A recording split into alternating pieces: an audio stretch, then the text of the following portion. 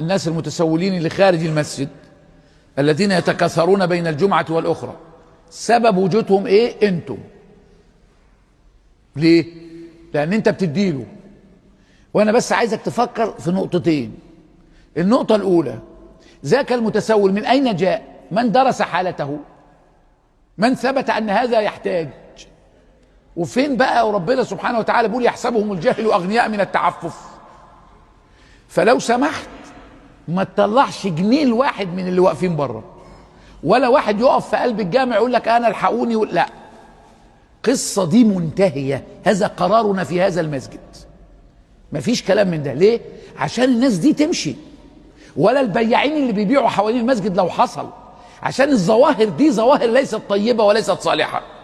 النقطة التانية بقى اللي انا بتعجب منها ودي العجب العجاب، انك انت يبقى جيت من بيتكم ومش لاقي مكان تركن عربيتك، ممكن تكون جاي ماشي ولا جاي اوبر، وجاي من بدري بقالك ساعه عمال تقرا في سوره الكهف.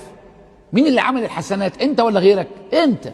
وسمعت الخطبه وصليت الجمعه وقعدت تتعبد لربنا، عملت ده كله، وبعدين تطلع تلاقي واحد ما صلاش الجمعه اصلا وما توضاش اصلا وقاعد بره يتسول، فتديله وتقول له ادعي لي. هو مين اللي يدعي لمين؟ هو ايه الزمان اللي مقلوب حاله ده؟ يعني تطلع له فلوس تديله وتقول له ادعي لي. يدعي لك ازاي؟ ده راجل ما بيصليش، ده اصلا مش متوضي ولا طاهر اصلا. هو انت عارفه جاي منين ولا عامل ايه؟ فدول نقطتين عايزكم تركزوا فيهم. فالمتسول لما بتديله بتساعده على التسول. لا، في طرق كتير، ده حتى الدوله نفسها عامله بتاع ده اسمه تكافل وكرامه. يعني كل الناس اللي مالهاش دخل اصلا بتقبض من الحكومه، لها دخل 300 و500، ده موجود. والتانيين مسجلين في بعض الجمعيات او الاهليه او بعض الحاجات ودرست حالاتهم والناس بتساعدها. فمش عايزين ندخل في القصه دي. فقصه المتسولون الرجاء مني الا نعطيهم شيئا حتى ينقطع الامر. بعد كده بقى بتتقلب بقى بحراميه، بعدين بتتقلب بناس بتسرق الشباشب، ناس بتسرق الجزم، ناس بتسرق كوتشيات.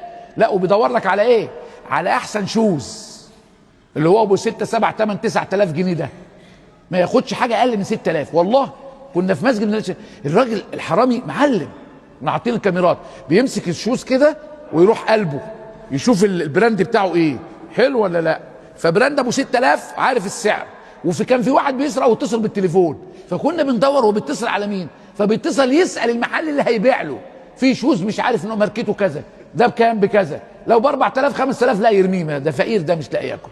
فيدور على الحاجات الكويس، دي جزمه مش عارف كلاركس، دي جزمه مش عارف ايه. الراجل هو بيتكلم في التليفون، ما احنا كنا جايبين الكاميرات. فخلي بالكم الحكايه دي. فالمتسولون لا نعطيهم شيئا ابدا.